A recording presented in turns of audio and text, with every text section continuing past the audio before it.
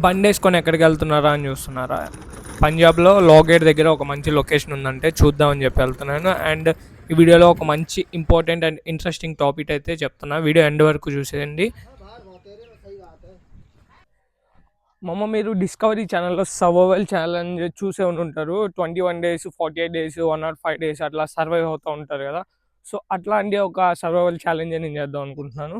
So almost దాంట్లో 3 days అయితే complete అయిపోయింది.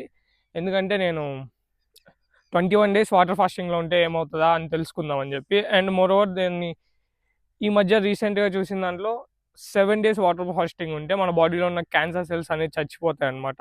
సో దానికి సంబంధించిన యాంటీబాడీస్ మన బాడీలో బిల్డ్ అయ్యి ఆ క్యాన్సర్ సెల్స్ చనిపోతాయంట. సో 21 days మనం సర్వైవ్ అవ్వగలుగుతామా లేదా అనేది ఈ ఫిట్నెస్ ఛాలెంజ్ అనమాట. సో 21 days వాటర్ ఫాస్టింగ్ అనమాట.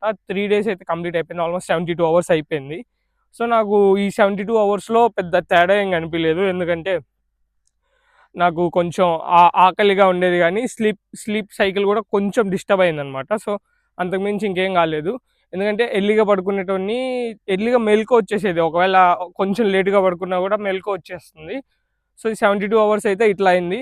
అండ్ రేపటి నుంచి కంటిన్యూస్గా వీడియో వస్తుంది. డైలీ ఎట్లా నాకు ఆకలి వేసిందా, లేకపోతే నా బాడీ ఏమైనా చేంజెస్ అయినాయా లేదా అనేది డైలీ మనం చూద్దాం అనమాట.